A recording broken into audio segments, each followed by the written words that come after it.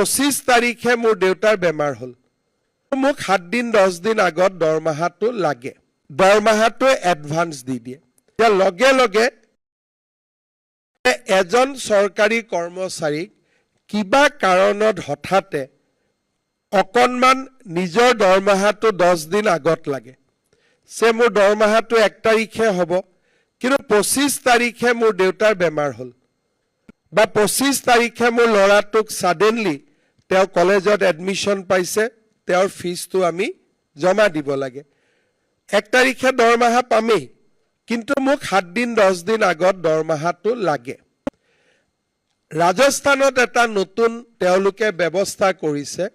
যে খুব কম rate of ইন্টাৰেষ্টত এনেকুৱা আজিকালি বেংক থাকে যে লগে লগে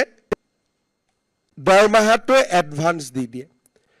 তাৰ পিছত দৰমহাটো আপুনি 1000 কৰি ঘূৰাই দিব পাৰিব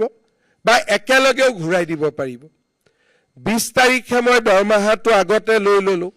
1 তাৰিখে দৰমহা পালো I can return the entire money then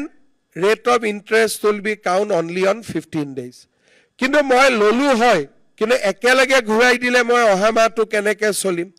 so মই স্টেগাৰ কৰি ঘূৰাই দিম in a period of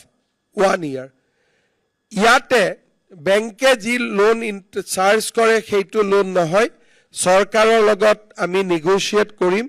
খুব কম ৰেট অফ ইন্টাৰেষ্ট হ'ব মেবি 1% যে আমি 15 দিনৰ কাৰণে ধাৰ লৈছো তো rate of interest will be just 1% কিন্তু এবছৰলৈকে টকাটো লাহে লাহে ঘূৰাই দিম তেতিয়া হয়তো ৰেট অফ ইন্টাৰেষ্টটো অলপ বেছি হ'ব মই ফাইনেন্স ডিপাৰ্টমেণ্টক অনুৰোধ কৰিম যে এটা ট্ৰান্সপাৰেন্ট বিড প্ৰসেছৰ জৰিয়তে আমি এই সুবিধাটো চৰকাৰী কৰ্মচাৰীসকলক দিব লাগে কাৰণ মই দেখিছো আৰু আমি নিজেও এইবিলাক এক্সপেৰিয়েন্স কৰিছো আমাৰ দেউতাহঁতে চৰকাৰত কাম কৰিছিলে 1 তাৰিখে দৰমহাটো আহিব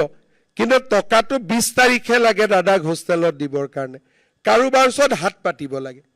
এই যে হাত পাতিলে মানুহৰ মাজত অব্লিগেশনৰ সৃষ্টি হয় যে তোমাক মই বিপদৰ সময়ত টকাটো ধাৰ দিছিলো সো তুমি এই কামটো মোৰ কৰি দিয়া লিগেল হক ইলিগেল হক আৰু যেতিয়া মানুহৰ মনত অব্লিগেশন থাকে তেতিয়া হলে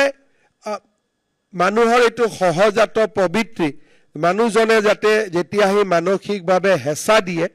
তেতিয়া কিবা নহয় কিবা আমি ৰাস্তা উলিয়াব চেষ্টা কৰো যে মানুহজনক আমি কেনেকৈ সহায় কৰিব পাৰো আৰু তেনেকুৱা সৰু সৰু অব্লিগেশন আমি মানাৰ কাৰণে কেতিয়াবা চাকৰি জীৱনত আমাৰ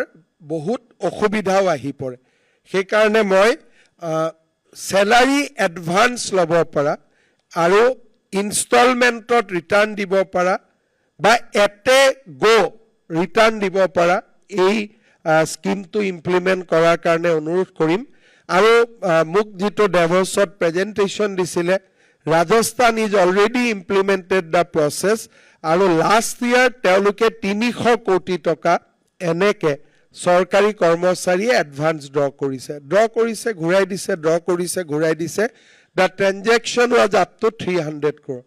আমাৰ কৰ্মচাৰী কম আছে আমাৰ ইমান নহব but at least বিপদৰ সময়ত